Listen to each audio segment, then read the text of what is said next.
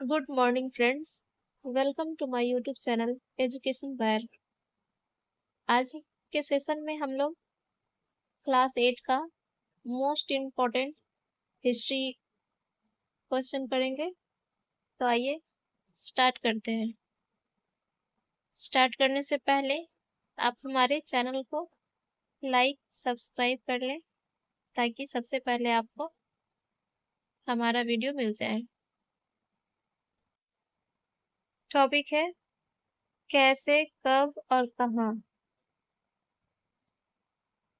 Question है पहला, निम्नलिखित भारत के गवर्नर जनरलों को सही आरोही क्रम में व्यवस्थित कीजिए। सबसे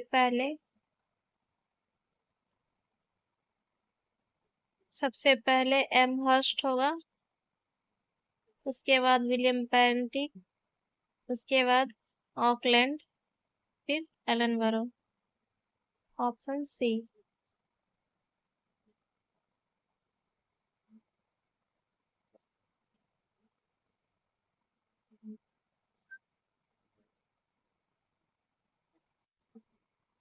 गवर्नर जनरल का सही क्रम है 1823 से 1828।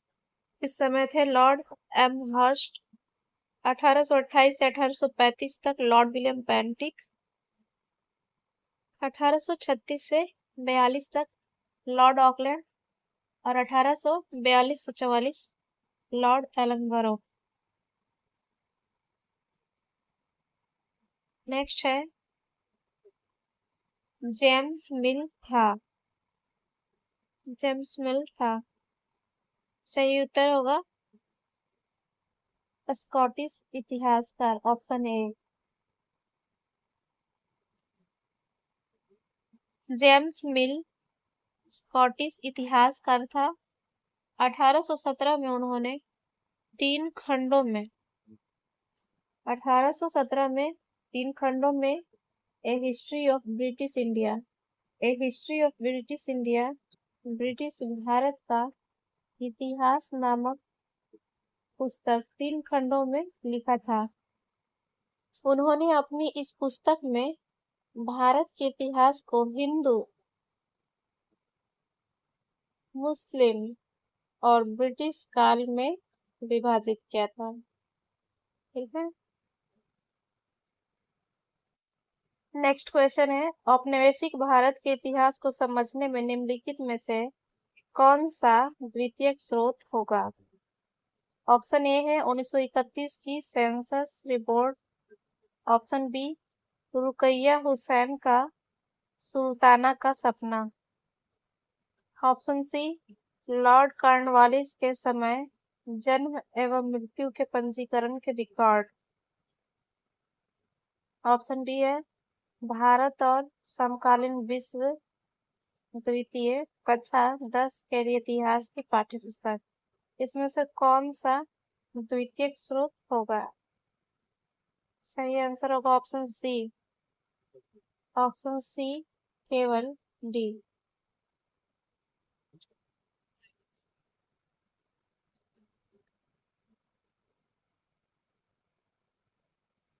औपनिवेशिक भारत के इतिहास को समझने में भारत और समकालीन विश्व द्वितीय कक्षा 10 के लिए इतिहास की पाठ्य पुस्तक द्वितीयक स्रोत है। द्वितीयक स्रोत उन्हें कहते हैं जो प्राथमिक स्रोत के बारे में बताते हैं। द्वितीयक स्रोत किन्हें कहते हैं। वैसा स्रोत जो प्राथमिक स्रोत के बारे में बताता है द्वितीयक स्रोत कहलाता है। एक पुस्तक का लेखन नवीन शोधात्मक तथ्यों, घटनाओं का विवरण, विभिन्न रिपोर्टों एवं दस्तावेजों का संकलन आदि के आधार पर किया जाता है। पुस्तक से यह स्पष्ट होता है कि अंग्रेजों ने भारत को किस प्रकार जीता और स्थानीय नवाबों और राजाओं के ऊपर अपना वर्चस्व स्थापित किया। ठीक है। नेक्स्ट क्वेश्चन है, निम्नलिखित में से कौन सा ब्रिटिशों द्वारा अनुरक्षित एक सरकारी रिकॉर्ड नहीं था। ऑप्शन है गजल गजटियर्स, constituent assembly, debates records, census records, report on the native newspapers। सही आंसर है सरकारी रिकॉर्ड नहीं था, option B constituent assembly debate records. इसके अलावा गजटियर्स, सेंसस रिकॉर्ड और report on the native newspapers, ये सब सरकारी रिकॉर्ड था।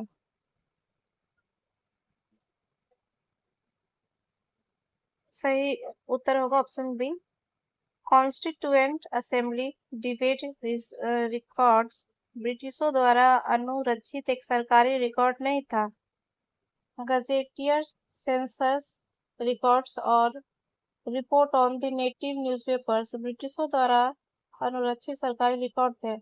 सरकारी रिकॉर्ड उस दस्तावेज को कहा जाता था जिसको सरकारी आदेशों से संकलन किया जाता था तथा यह सरकारी मंतव्यों को प्रकट करता था। नेक्स्ट टॉपिक है व्यापार से साम्राज्य तक कंपनी की सत्ता स्थापित होती है। पहला क्वेश्चन है 20वीं शताब्दी के दौरान औपनिवेशिक काल में सोशलिस्ट और कम्युनिस्ट समूहों के बारे में निम्नलिखित में से कौन सा कथन गलत है? कौन सा कथन गलत है? सही उत्तर है ऑप्शन सी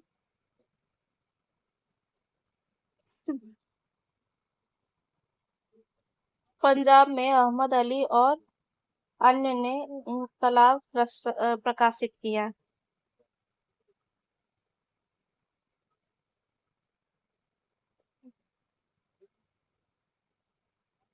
बीसवीं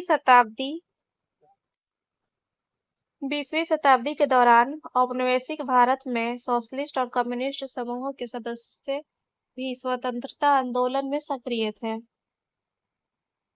सोशलिस्ट और कम्युनिस्ट दोनों ही समूहों के सदस्य स्वतंत्रता आंदोलन में सक्रिय थे। मुंबई में एस ए डांगे ने एक पुस्तक गांधी और लेनिन तथा द सोशलिस्ट नामक समाचार पत्र शुरू किया, जबकि लाहौर से गुलाम हुसैन द्वारा इनकलाब प्रकाशित किया गया था। एम सिंगारवेलु ने मद्रास से लेबर किसान गजट, श्रम किसान राजपत्र नामक पाक्षिक पत्रिका की शुरुआत की। मुजफ्फर अहमद ने नजरुल इस्लाम के सहयोग से बंगाली दैनिक पत्र नवयुग का संपादन किया एवं लैंगल की स्थापना की। नेक्स्ट है कैप ऑफ गुड होप द्वारा भारत पहुंचने के लिए रास्ते की खोज किसने की थी? सही उत्तर होगा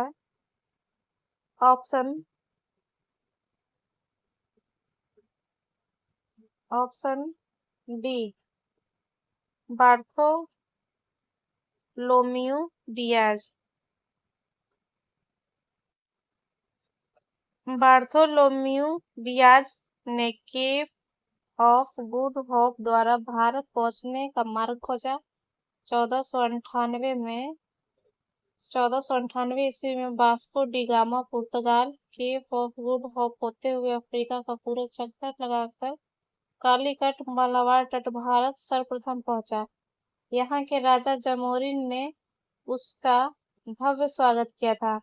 कुछ इतिहासकारों का मानना है कि वास्को डी गामा गुजराती व्यापारी इब्न मजीद अब्दुल मजीद भी कहीं कहीं दिया रहता है कि पीछे पीछे चल कर ही भारत के मालाबार तट केरल पर पहुंचा था। नेक्स्ट क्वेश्चन है वास्को डी गामा कालीकट किस वर्ष पहुंचा था?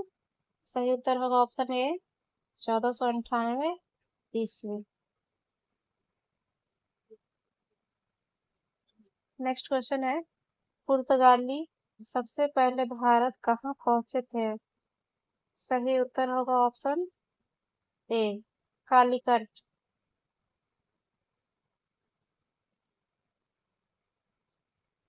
नेक्स्ट क्वेश्चन है, मलाबार तट तक पहुंचने के लिए वास्को डी गामा को किसने मदद मिली? सही उत्तर होगा इब्न मजीद, ऑप्शन बी, इब्न मजीद। मालाबार तट तक पहुंचने के लिए वास्को डी गामा को इब्न मजीद से मदद मिली। नेक्स्ट क्वेश्चन है, भारत आने वाले पहले यूरोपीय कौन थे? ऑप्शन है, पुर्तगाली ताज व्यापारियां, दूसरा है मध्यकालीन मिशनरी और दूत, जिनमें से कुछ मध्य एशिया इथोपिया के माध्यम से आए थे। देखिए, सबसे पहले जो आया था ना, सबसे पहले पुर्तगाली आया था, तो ऑप्शन ए होगा। ठीक है, ऑप्शन पढ़ने का आवश्यकता नहीं है।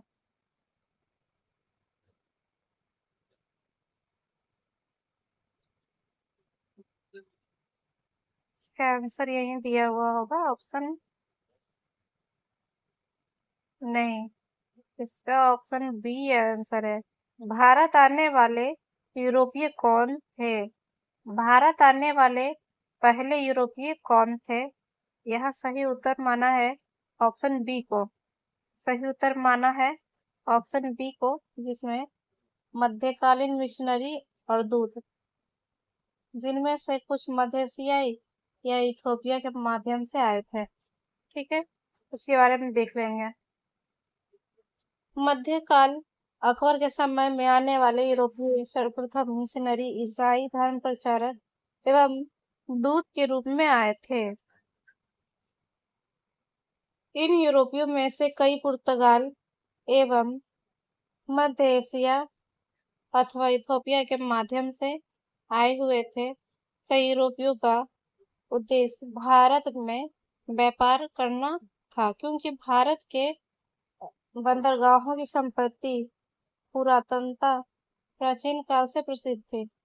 यूरोपीय चीन को अधिक दूर मानकर प्रारंभ में व्यापार करना पसंद नहीं करते थे, किंतु स्वीडिश व्यापारी स्वीडिश ईस्ट इंडिया कंपनी का गठन 1731 ईस्वी में भारत में व्यापार न कर चीन के साथ ही जुड़े रहे। भारत को व्यापार का केंद्र सर्वप्रथम पुर्तगालियों ने बनाया था। उन्होंने अपने आप को समुद्र का स्वामी कहा तथा कार्टेज आर्मेडा पद्धति लागू कर दी थी। बीजापुर के सुल्तान से गोवा छीन कर पुर्तगालियों ने उसे अपने व्यापार का मुख्य केंद्र बनाया। ये लोग यहाँ से काली मिर्च, लौंग, इलायची, दालचीनी आदि का व्यापार करते थे। 17वीं शताब्दी 1605 ईस्वी में डचों ने हिंद महासागर में व्यापार की संभावनाएं तलाशी और मसूलीपट्टनम में अपना केंद्र स्थापित किया। जहां एक और अंग्रेजों ने अपने व्यापार की संभावनाएं बंगाल में तलाशी। अंग्रेजों ने कहा तलाशा? बंगाल में। वहीं फ्रांसीसी कंपनी दक्षिण में व्यापार की संभावना तलाशी और पुदुचेरी, जिसको पांडिचेरी भी कहते हैं, में अपना मुख्यालय स्थापित किया। पूर्व नाम था पांडिचेरी, अभी वर्तमान में पुदुचेरी है। तो यहाँ पे फ्रांसीसी लोग स्थापित किए और अंग्रेज जो था वो बंगाल में,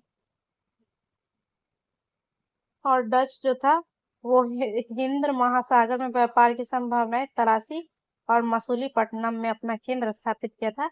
डच हिंद महासागर में और मसूलीपट्टनम में। नेक्स्ट क्वेश्चन है, यूरोपियन भारत क्यों आए थे?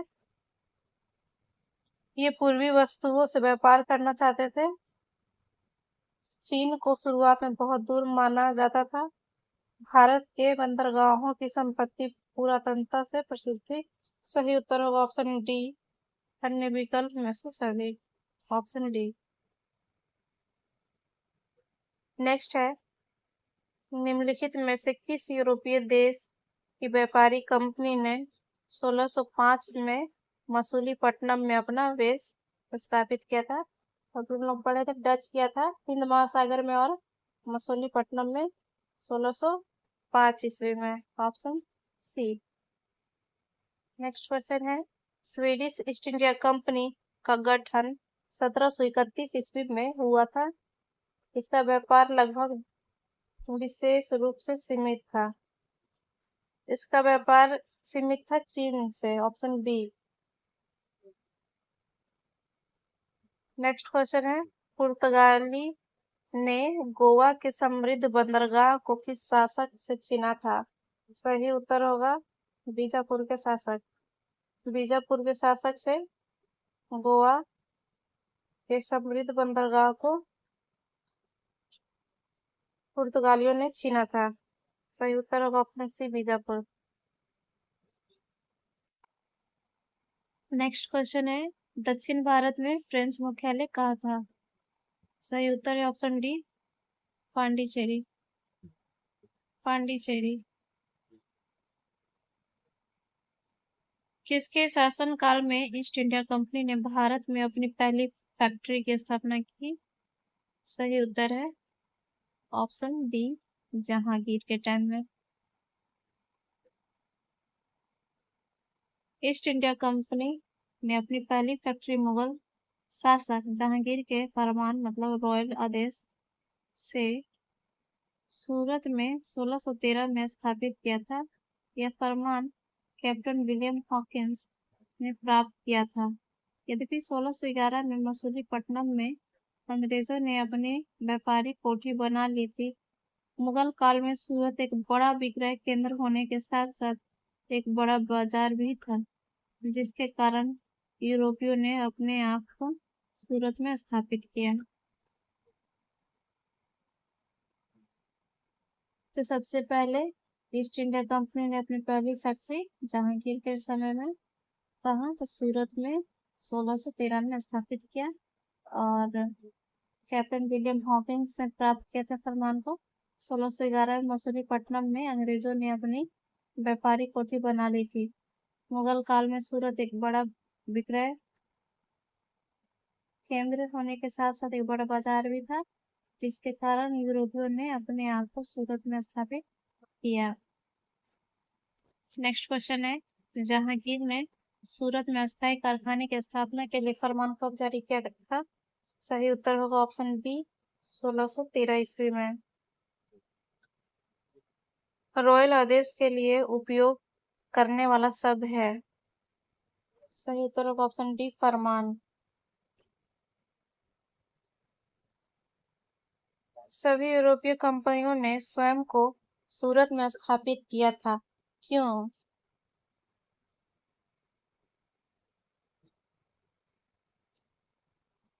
क्योंकि ऑप्शन डी होना चाहिए, यह व्यापार का एक बड़ा विक्रय केंद्र था तथा एक बड़ा बाजार था। Option D.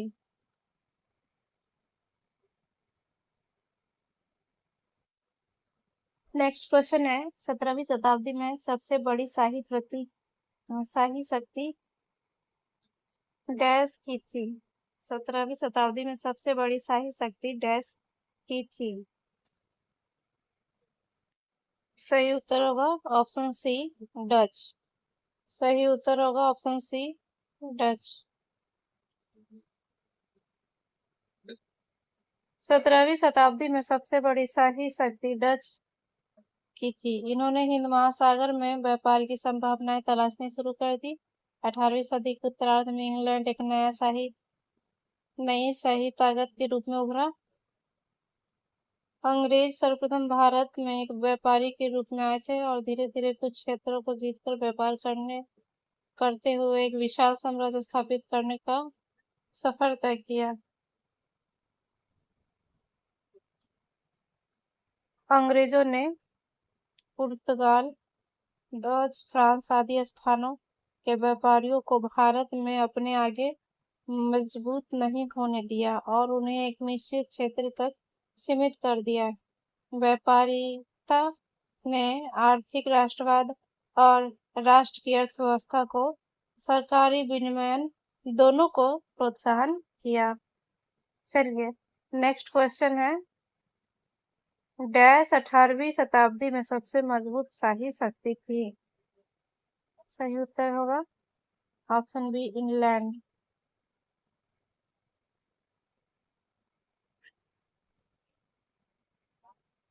Option B England.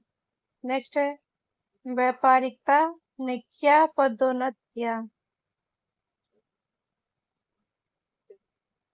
व्यापारिकता ने क्या पदोन्नत किया। सही उत्तर है ऑप्शन डी आर्थिक राष्ट्रवाद और एक राष्ट्र की अर्थव्यवस्था का सरकारी विनियमन दोनों। नेक्स्ट क्वेश्चन है, इनमें से कौन सा भारत में पुर्तगालियों की आरंभिक राजधानी रही। इनमें से कौन भारत में पुर्तगालियों की आरंभिक राजधानी रही। सही उत्तर है ऑप्शन ए कोचीन।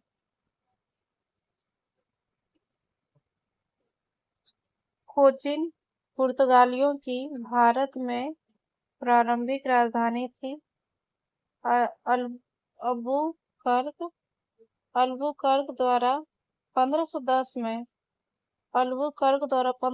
में बीजापुर के सुल्तान से गोवा अधिग्रहण कर लिया गया तथा पुर्तगाली गवर्नर नीनो डी कुन्हा के समय 1530 में गोवा को कोच्चि के स्थान पर राजधानी बनाया। 1530 में कोच्चि के स्थान पे किसको राजधानी, गोवा को। 1530 में पुर्तगालियों ने अपना सरकारी कार्यालय गोवा हस्तांतरित कर लिया। ठीक है, नेक्स्ट क्वेश्चन है, ये देखिए पहला तालिका को दूसरा तालिका से मिलाना है। पुर्तगाली राज्यपाल है और उपलब्धियां दिया हुआ है। तो धीरे धीरे क्वेश्चन को देख लीजिए, क्वेश्चन ज्यादा ही लंबा है, डायरेक्ट हम लोग आंसर को ही देखेंगे।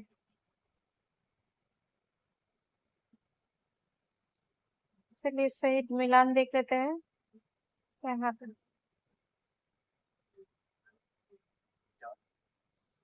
फ्रांसिस्को द अल्मेडा, ये पुर्तगाली राज्यपाल था।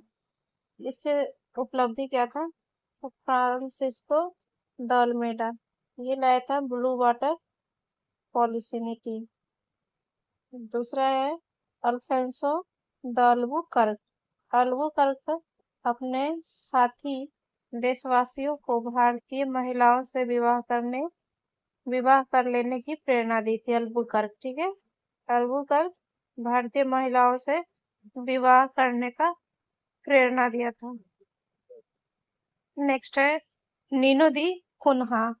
नीनो दी कुन्हा पुर्तगाली राजधानी को कोचीन से गोवा हस्तांतरित किया था। ये कुन्हा कोचीन से गोवा हस्तांतरित किया था। नेक्स्ट है मार्टिन अल्फेंसो डिसूजा। मार्टिन डिसूजा या फिर मार्टिन अल्फेंसो डिसूजा ये प्रसिद्ध जेसुइट संत फ्रांसिस्को जेवियर इसे अपने साथ भारत ले आया था। कौन लाया था, प्रसिद्ध जेसुइट संत फ्रांसिस्को जेवियर इसे अपने साथ भारत ले आया था, मार्टिन अल्फेंसो डिसूजा को। नेक्स्ट क्वेश्चन है, बंगाल में पहला पुर्तगाली उपनिवेश था। बंगाल में पहला पुर्तगाली उपनिवेश था। सही उत्तर है ऑप्शन ए। सही उत्तर है ऑप्शन ए हुबली। बंगाल में पहला पुर्तगाली उपनिवेश का केंद्र पेड्रो कैब्रेज जो कि पुर्तगाली व्यापारी था द्वारा स्थापित हुबली को बनाया गया था। बंगाल में पहला पुर्तगाली उपनिवेश का केंद्र पेड्रो पेड्रो तवेरेस पुर्तगाली व्यापारी द्वारा स्थापित हुगली हुगली को कौन स्थापित किया था? पेड्रो तवेरेस, जो कि एक पुर्तगाली व्यापारी था, द्वारा स्थापित हुगली को बनाया गया था। पहला ब्रिटिश फैक्ट्री भी यहीं पर 1651 में स्थापित किया गया था। कंपनी के व्यापारी यहाँ से अपना व्यापार चलाते थे और यहाँ स्थायी फैक्ट्री में वेयर हाउस होता था, जहाँ निर्यात होने वाली वस्तुओं को जमा किया जाता था। डेनिश अथवा डेन्स के लोगों ने बंगाल से व्यापार के स्थान पर मिशनरी गतिविधियों पर अधिक ध्यान दिया था। डच व्यापारियों ने बंगाल के चिंसुरा में अपना मुख्यालय स्थापित किया था। डच व्यापारियों की दिलचस्पी भारत से अधिक कहाँ था? डच लोग का दिलचस्पी जो था वो इंडोनेशिया के जावा, सुमात्रा और स्पाइस आइलैंड जैसे द्वीपों में थी। ठीक है, जहाँ मसाले खूब पैदा होते थे। 1759 में बेदरा या वेदरेन के युद्ध, जिसे कहते हैं चिंसुरा का युद्ध, बेदरा या फिर वेदरेन या फिर उसी को कहेंगे चिंसुरा का युद्ध में अंग्रेजों से हारने के बाद डच व्यापारी भारत छोड़कर चले गए थे। कब? 1759 में। नेक्स्ट है पुर्तगाली व्यापारी पेड्रो तेवरेस क्या है? तो ये था हुगली की स्थापना की थी ना, option C. Next, Danes Bengal में क्या शुरू करने के लिए प्रसिद्ध है? डेनस बंगाल में क्या शुरू करने के लिए प्रसिद्ध है? ऑप्शन है मिशनरी गतिविधियां, प्रिंटिंग प्रेस, ईसाई मत के प्रचारक, दान के काम। सही उत्तर है इसका ऑप्शन ए है। सही उत्तर है ऑप्शन ए, मिशनरी गतिविधियों के लिए प्रसिद्ध था। तो जो डेनस थे वो बंगाल में मिशनरी गतिविधि को शुरू करना चाहते थे। चलिए नेक्स्ट है, डच अंग्रेजों से कौन से युद्ध में हार गए थे? डच अंग्रेजों से किस युद्ध में हार गए थे? सही उत्तर इसका होगा option A, battle of Chinsurah और बैटल ऑफ विदेरन 1759 में, 1759 में। ठीक है, ऑप्शन ए सही है। नेक्स्ट क्वेश्चन है कि डच ने स्वयं को बंगाल में कहाँ स्थापित किया था? डच ने स्वयं को बंगाल में कहाँ स्थापित किया था? ऑप्शन है सेरामपुर, चिंसुरा, बांकी बाजार और मुर्शिदाबाद। सही उत्तर होगा ऑप्शन बी, चिंसुरा। डच ने स्वयं को बंगाल में कहाँ स्थापित किया था? चिंसुरा। नेक्स्ट क्वेश्चन है, बंगाल में फ्रांसीसियों का भाग्य किसके नेतृत्व में सबसे अधिक ऊंचाई पे पहुंच गया था? बंगाल में फ्रांसीसियों का भाग्य किसके नेतृत्व में सबसे अधिक ऊंचाई पे पहुंच गया था? सही उत्तर है ऑप्शन बी। सही उत्तर है ऑप्शन बी, फ्रैंकोइस डुप्लेक्स के समय में बंगाल में फ्रांसीसियों का भाग्य सबसे अधिक ऊंचाई पे पहुंच गया था।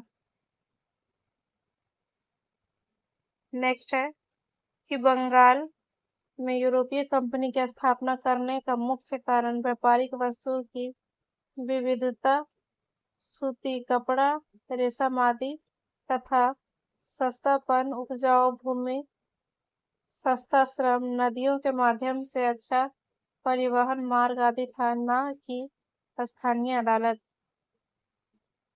ठीक है।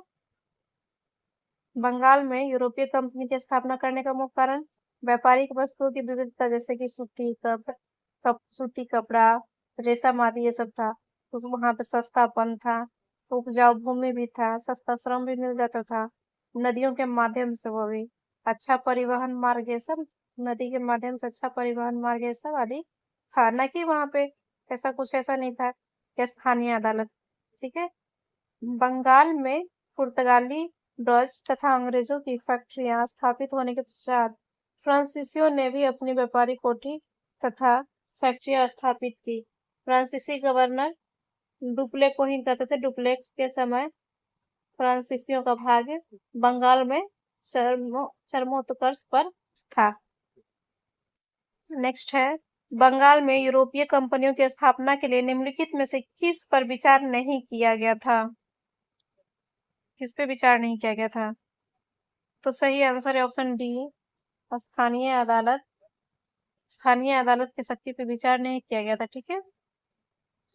इसके अलावा वहां पे व्यापारिक वस्तुओं की विविधता, सस्तापन था, नदियों के माध्यम से अच्छा परिवहन मार्ग मिल जाता था, दैनिक उपयोग की वस्तुओं में सस्तापन था, लेकिन वहां स्थानीय अदालत की शक्ति ये सब नहीं था। ठीक है। तो इस पर विचार नहीं किया गया था। सही उत्तर होगा ऑप्शन डी। नेक्स्ट क्वेश्चन है, ढाका से अपनी राजधानी को मुर्शिदाबाद के लिए हस्तांतरित करने वाले बंगाल के नवाब थे। ढाका से राजधानी को मुर्शिदाबाद के लिए हस्तांतरित करने वाले बंगाल के नवाब थे। सही उत्तर होगा ऑप्शन ए, मुर्शिद कुली खान। सही उत्तर होगा मुर्शिद कुली खान। बंगाल के नवाब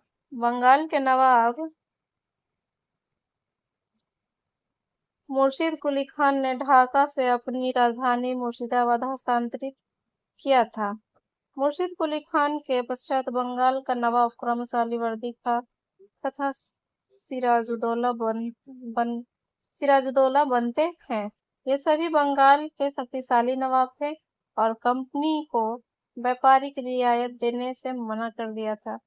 कंपनी सिराजुद्दौला के स्थान पर एक कठपुतली नवाब चाहती थी जो उसे व्यापारिक रियायतें और अन्य सुविधाएं आसानी से दे सके। सिराजुद्दौला के मना करने के बावजूद कंपनी ने कलकत्ता की किलेबंदी करना शुरू कर दिया था और राजस्व देने से मना कर दिया। अतः 1756 में नवाब ने 30,000 सिपाहियों को लेकर कासिम बाजार में स्थित इंग्लिश फैक्ट्री पर आक्रमण कर दिया और कलकत्ता स्थित फोर्ट विलियम कॉलेज पर अधिकार कर लिया। यह प्लासी युद्ध का तत्कालीन कारण था। प्लासी युद्ध का तत्कालीन कारण था। प्लासी का युद्ध 23 जून 1757 में नवाब सिराजुद्दौला एवं रॉबर्ट क्लाइव के मध्य हुआ था। इस युद्ध में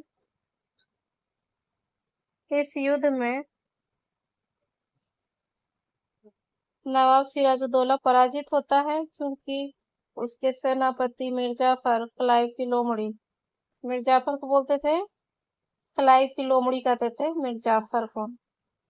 तो ये सेनापति मिर्जाफर और जगत सेठ, बंगाल के बड़े बैंकर तथा नवाब के कोषाध्यक्ष आदि ने अंग्रेजों का साथ दिया था। प्लासी के युद्ध के समय मुगल बादशाह आलमगीर द्वितीय था। प्लासी के टाइम मुगल बादशाह कौन था? 1757 में। तो प्लासी का युद्ध 1757 के समय में मुगल बादशाह आलमगीर द्वितीय था। नेक्स्ट क्वेश्चन है, सिराजुद्दौला द्वारा कब फोर्ट विलियम पर कब्जा कर लिया गया? कब्जा किया गया था ऑप्शन ए 1756 को।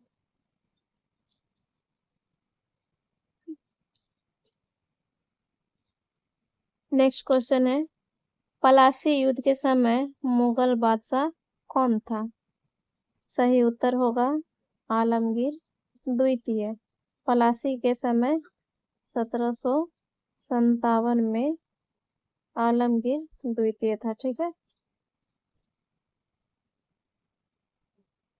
नेक्स्ट क्वेश्चन है कि बंगाल में सबसे बड़े बैंकर कौन थे? सबसे बड़े बैंकर थे Jagat Seth. Option B is correct. Jagat Seth क्या था? जगत सेठ क्या था?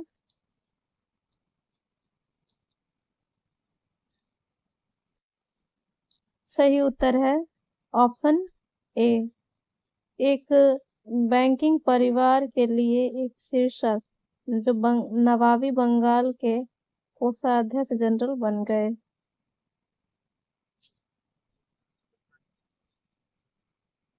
नेक्स्ट है, क्लाइव की लोमड़ी के रूप में कौन जाना जाता था?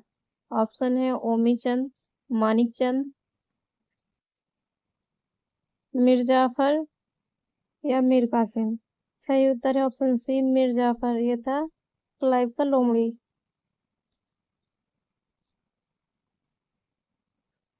पलासी की लड़ाई किस वर्ष लड़ी गई? पलासी की लड़ाई किस वर्ष लड़ी गई? सही उत्तर होगा ऑप्शन डी 1757। नेक्स्ट क्वेश्चन है, पलासी की लड़ाई के बाद बंगाल की अर्थव्यवस्था में गिरावट क्यों आई?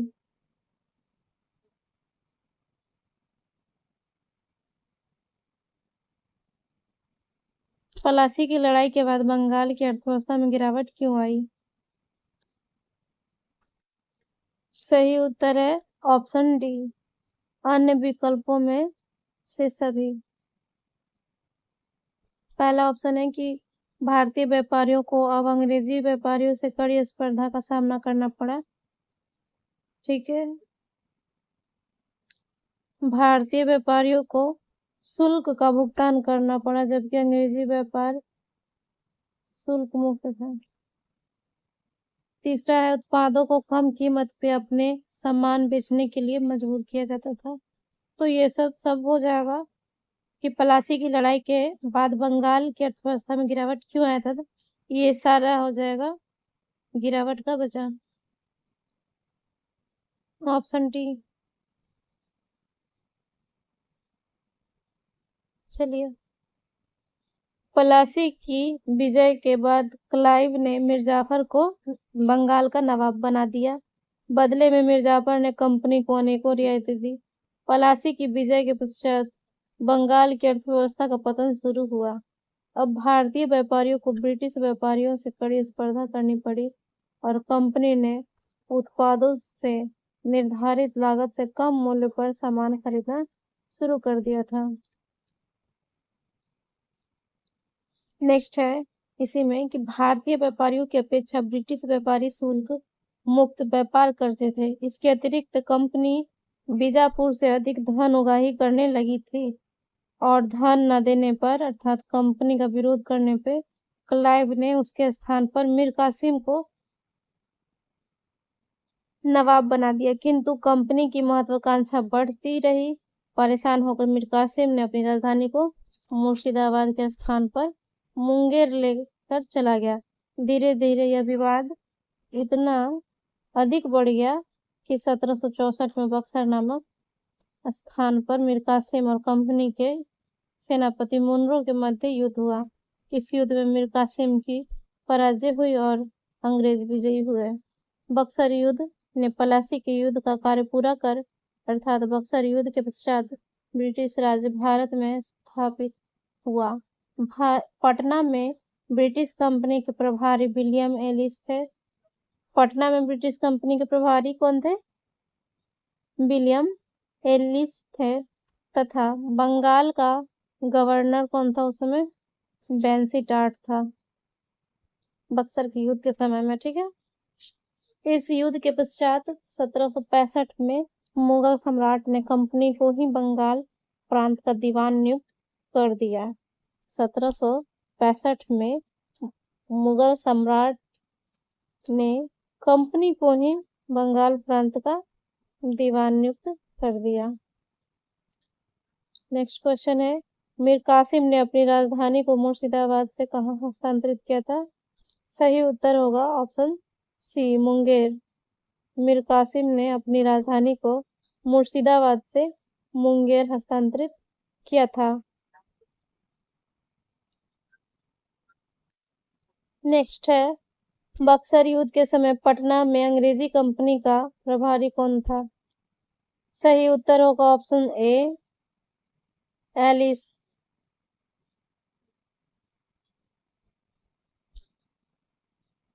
नेक्स्ट है, बक्सर के युद्ध के समय बंगाल का गवर्नर कौन था? बक्सर के युद्ध के समय बंगाल का गवर्नर कौन था? सही उत्तर होगा ऑप्शन बी, बेंसीटार्ट। सही उत्तर होगा ऑप्शन बी, बेंसीटार्ट। चलिए नेक्स्ट क्वेश्चन, बक्सर के युद्ध ने कार्य को पूरा किया। बक्सर के युद्ध ने कार्य को पूरा किया। पलासी के युद्ध का। सही उत्तर होगा ऑप्शन बी। सही उत्तर होगा ऑप्शन बी, पलासी के युद्ध का।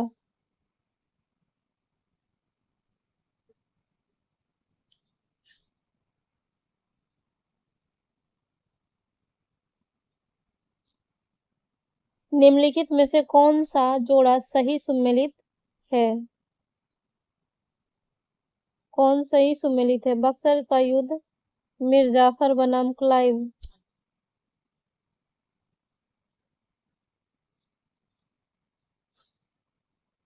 दूसरा है बांडीवास की लड़ाई, फ्रेंच बनाम ईस्ट इंडिया कंपनी। चिलियानवाला की लड़ाई, डलहौजी बनाम मराठा। खुर्दा की लड़ाई, निजाम बनाम ईस्ट इंडिया कंपनी। सही उत्तर है ऑप्शन बी। सही उत्तर है ऑप्शन बी, बांडीवास की लड़ाई, फ्रेंच बनाम ईस्ट इंडिया कंपनी। ये गलत है, ये भी गलत है और ये लास्ट वाला भी गलत है।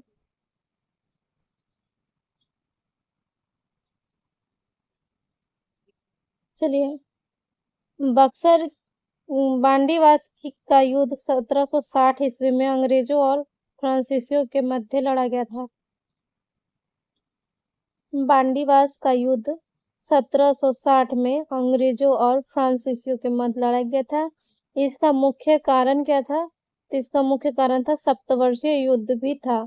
इस युद्ध में फ्रांसीसी कमांडर काउंट द लाली और ब्रिटिश कमांडर सर आयरकोट था। फ्रांस की तरफ से था काउंट लाली और ब्रिटिश के तरफ से था कमांडर सर आयरकोट था। इस युद्ध में फ्रांसीसियों की हार हुई थी। इस युद्ध में फ्रांसीसियों की हार हुई थी। चलिए नेक्स्ट क्वेश्चन है, एक प्रारंभिक यूरोपीय यात्री था जिसने वर्तमान उत्तरी बंगाल के बक्सर क्षेत्र का दौरा किया था। एक प्रारंभिक यूरोपीय यात्री था जिसने वर्तमान उत्तरी बंगाल के बक्सर क्षेत्र का दौरा किया था। सही आंसर है option B, Ralph Fitch. Ralph Fitch. Ralph Fitch एक प्रारंभिक यूरोपीय यात्री था जिसने वर्तमान उत्तरी बंगाल के बक्सर क्षेत्र का दौरा किया था। राल्फ फिच मुगल सम्राट अकबर के समय ब्रिटिश महारानी एलिजाबेथ प्रथम का एक पत्र लेकर आया था। उसने फतेहपुर सीकरी और आगरा को लंदन से भी बड़ा शहर बताया। फतेहपुर सीकरी तथा आगरा को लंदन से भी बड़ा शहर बताया। 1764 ईस्वी में बंगाल के नवाब 1764 में बंगाल के नवाब मीर कासिम तथा अंग्रेजों के बीच बक्सर नामक स्थान पर युद्ध हुआ। इस युद्ध के पश्चात कंपनी के अधिकारी नवाब बन बैठे, अर्थात अब उनके पास सत्ता और ताकत दोनों थी। चलिए नेक्स्ट क्वेश्चन है, किसने भारतीय रियासतों और ब्रिटिश ईस्ट इंडिया कंपनी के बीच एक संधि का नेतृत्व किया जिसमें राज्यों को कोई भी निर्णय अंग्रेजों के परामर्श से लेना था और शासक की मदद के लिए एक सिपाही सेना दी गई थी।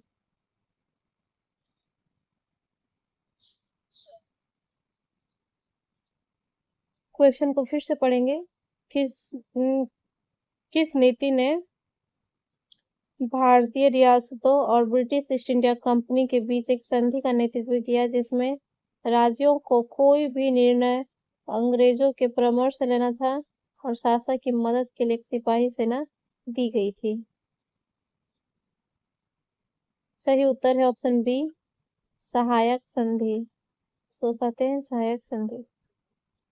सहायक संधि ने भारतीय रियासतों और ब्रिटिश ईस्ट इंडिया कंपनी के बीच एक संधि का नेतृत्व किया जिसमें राज्यों को कोई भी निर्णय अंग्रेजों के परामर्श से लेना था और शासक की मदद के लिए एक सिपाही सेना दी गई थी। कई बार कंपनी ने रियासतों पर सहायक संधि भी थोपी थी। जो रियासत इस बंदोबस्त को मान लेती थी उसे अपनी स्वतंत्र सेनाएं रखने का अधिकार नहीं रहता था। जो रियासत इस बंदोबस्त को मान लेती थी उसे अपनी स्वतंत्र सेनाएं रखने का अधिकार नहीं रहता था। उसे कंपनी की तरफ से सुरक्षा मिलती थी और सहायक सेना ने रखरखाव के लिए कंपनी को पैसा देती थी। सहायक सेना के रखरखाव के लिए कंपनी को पैसा देती थी। सहायक संधि की शुरुआत गवर्नर रिचर्ड बेलेजली 1798 से 1805 ने की थी। चलिए नेक्स्ट क्वेश्चन है। सन 1767 से 69 के मध्य आंग्ल मैसूर युद्ध का निष्कर्ष रहा। सही उत्तर होगा ऑप्शन सी, हैदर अली वस्तुतः शांति की शर्तों पर निर्भर था।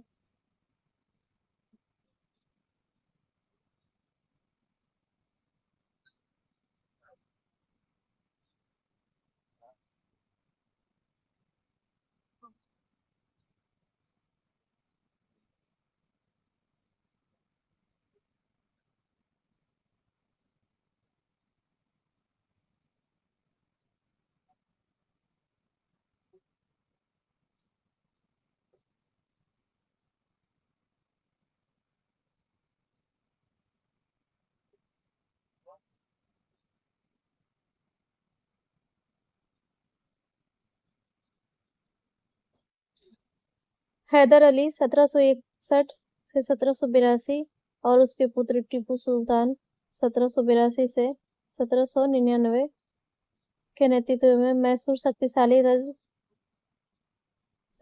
राज्य बन चुका था।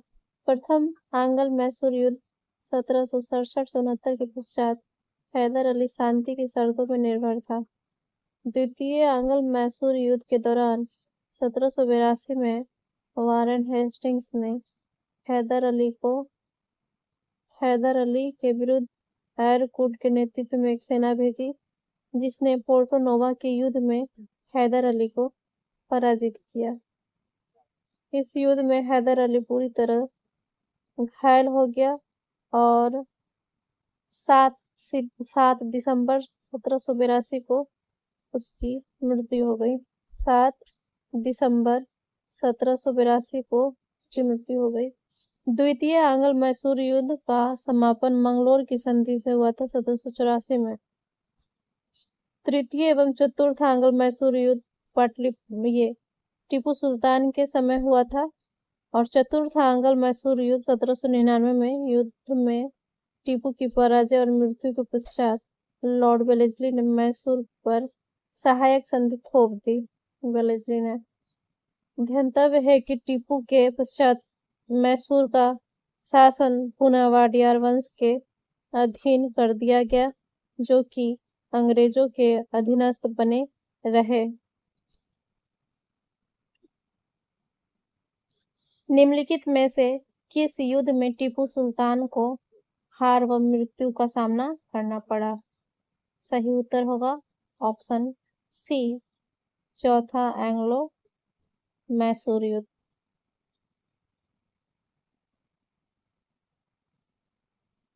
ब्रिटिश सेना के किस कमांडर ने पोर्टो नोवो के युद्ध में हैदर अली को हराया था?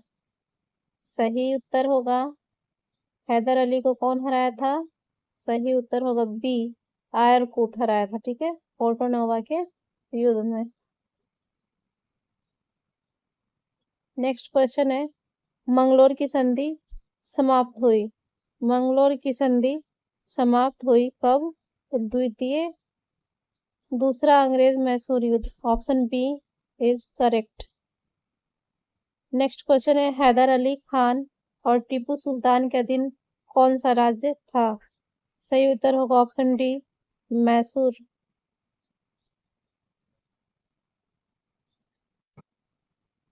नेक्स्ट क्वेश्चन है, डलहौजी के पद त्याग के समय तक भारतीय विशाल विजित भूखंड पर ब्रिटिश साम्राज्यवादी प्रतिभा ने एक ऐसे शासन पद्धति का निर्माण किया जिससे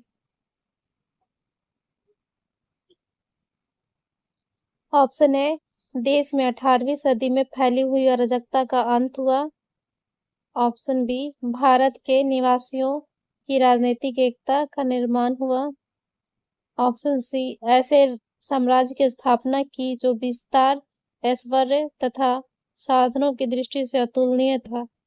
ऑप्शन डी, प्रबंध इसके विशाल आकार के कारण कठिन हो गया। सही उत्तर होगा ऑप्शन ए, बी, सी और डी। लॉर्ड डलहौजी के पद त्याग के समय तक भारतीय उपमहाद्वीप के 63% भूभाग और 78% आबादी पर कंपनी का सीधा शासन स्थापित हो चुका था। देश के शेष भूभाग और आबादी पर कंपनी का अप्रत्यक्ष प्रभाव था। भारतीय विशाल विजित भूखंड पर ब्रिटिश साम्राज्यवादी प्रतिभा ने एक ऐसे शासन पद्धति का निर्माण किया जिससे यहाँ के निवासियों की राजनीतिक एकता का निर्माण हुआ। एक ऐसे साम्राज्य की स्थापना की जो विस्तार, ऐश्वर्य और साधनों की दृष्टि से अतुलनीय था। इसका प्रबंध विशाल आकार के कारण कठिन हो गया। अतः विकल्प बी, सी और डी सही है। नेक्स्ट क्वेश्चन है, व्यक्तिगत के सिद्धांत के आधार पर किस राज्य का सबसे पहले विलय किया गया? सही उत्तर है ऑप्शन ए, सतारा। व्यक्तिगत सिद्धांत के आधार पर किस राज्य का सबसे पहले विलय हुआ? सतारा का। डॉक्ट्रिन ऑफ लैम्स व्यक्तिगत का सिद्धांत के अनुसार यदि राज्य का कोई प्राकृतिक उत्तराधिकारी नहीं है और कोई ब्रिटिश दत्तक उत्तराधिकारी को अस्वीकार कर देते हैं तो विलय की नीति बड़े पैमाने पर लागू होती है। डलहौजी के व्यक्तिगत के सिद्धांत के आधार पर सतारा राज्य का सबसे पहले विलय किया गया। सतारा राज्य के राजा कौन थे? अप्पा साहिब को कोई पुत्र नहीं था। उन्होंने मृत्यु से पहले कंपनी की अनुमति के बिना एक पुत्र दत्तक गोद ले लिया था, लेकिन डलहौजी ने इसे मान्यता न देकर आश्रित राज्य घोषित करके 1848 में इसका विलय कर लिया। इसके बाद जैतपुर और संभलपुर 1849 में, बगहाट 1850 में, उदयपुर 1852, झांसी 1853 और नागपुर 1854 का व्यक्तिगत सिद्धांत के आधार पर विलय कर लिया गया। 1856 ईस्वी में कुशासन का आरोप लगाकर 1856 में कुशासन का आरोप लगाकर अवध का विलय कर लिया गया। यद्यपि डलहौजी से पूर्व लॉर्ड वेलेस्ली ने 1798 में सहायक गठबंधन सहायक संधि का गठन किया था। नेक्स्ट क्वेश्चन है कि यदि राज्य का कोई प्राकृतिक उत्तराधिकारी नहीं है और यदि ब्रिटिश दत्तक उत्तराधिकारी को अस्वीकार कर देते हैं तो विलय की नीति बड़े पैमाने पर लागू होती है। दिए गए विकल्पों में से यहाँ की गई चर्चा की नीति का चयन करें। ऑप्शन है सही उत्तर होगा डॉक्ट्रिन ऑफ लैम्प्स, ऑप्शन है। नेक्स्ट क्वेश्चन है किसने व्यक्तिगत के सिद्धांत की रचना की? सही उत्तर होगा option D Lord Dalhousie, Lord Dalhousie सही उत्तर। नेक्स्ट क्वेश्चन है व्यक्तिगत का सिद्धांत डॉक्ट्रिन ऑफ लैप्स किसके द्वारा पेश किया गया? सही उत्तर हो जाएगा option A Lord Dalhousie. Next question है लॉर्ड वेलेस्ली द्वारा किस वर्ष सहायक गठबंधन की प्रणाली का गठन किया गया था? सही उत्तर होगा ऑप्शन सी 1798 में सहायक गठबंधन की प्रणाली का गठन किया गया था वेलेस्ली के द्वारा 1798। नेक्स्ट क्वेश्चन है व्यक्तिगत सिद्धांत के तहत सतारा पर कब्जा कब किया गया था? सतारा पर कब्जा किया गया था 1848 में, 1848। Option A is correct. Next question है विलय नीति किसने पेश की थी? विलय नीति किसने पेश की थी? सही उत्तर है option A Lord Dalhousie, Lord Dalhousie. यहाँ पे मैच करने के लिए है, सही उत्तर देख लेंगे। देखिए रिपन जो है लॉर्ड रिपन, ये स्थानीय स्व सरकार, लॉर्ड रिपन का कार्य में स्थानीय स्व सरकार। लॉर्ड कैनिंग ये कंपनी शासन का अंत किया था, कंपनी शासन का अंत किया था। Dalhousie, Lord Dalhousie doctrine of lamps, ठीक है। और वेलेस्ली ये सहायक सैन्य पद्धति मतलब सहायक संधि। आगे नेक्स्ट क्वेश्चन है नागरिक सेवाओं में किसने परिवर्तनों का आरंभ किया? नागरिक सेवाओं में किसने परिवर्तनों का आरंभ किया? सही उत्तर होगा option B Lord Cornwallis, Lord Cornwallis. नागरिक सेवाओं में लॉर्ड कॉर्नवालिस ने परिवर्तनों को आरंभ किया था। नागरिक सेवाओं में लॉर्ड कॉर्नवालिस ने परिवर्तनों को आरंभ किया था। उसे भारत में सिविल सेवाओं का जनक, भारत में सिविल सेवाओं का जनक कहा जाता है।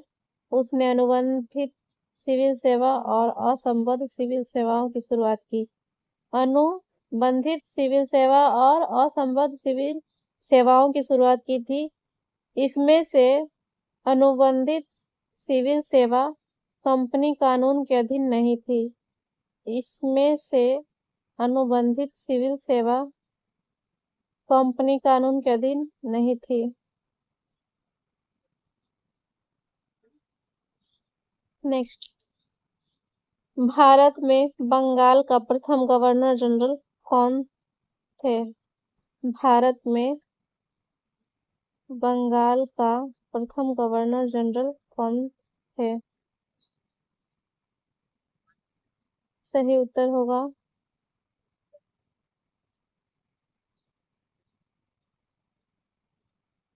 Option B Warren Hastings.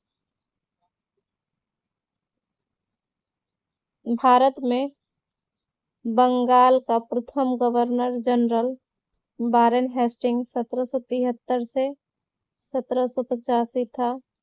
उसने कंपनी की ताकत बढ़ाने में महत्वपूर्ण भूमिका निभाई। इस समय कंपनी बंगाल के साथ साथ बम्बई और मद्रास में सत्ता हासिल कर चुकी थी। ब्रिटिश इलाकों को बंगाल, मद्रास तथा बम्बई प्रेसिडेंसी में विभाजित किया गया।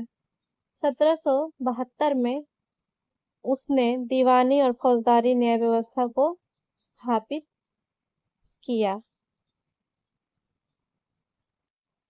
तो ये चैप्टर यहीं पे समाप्त होता है।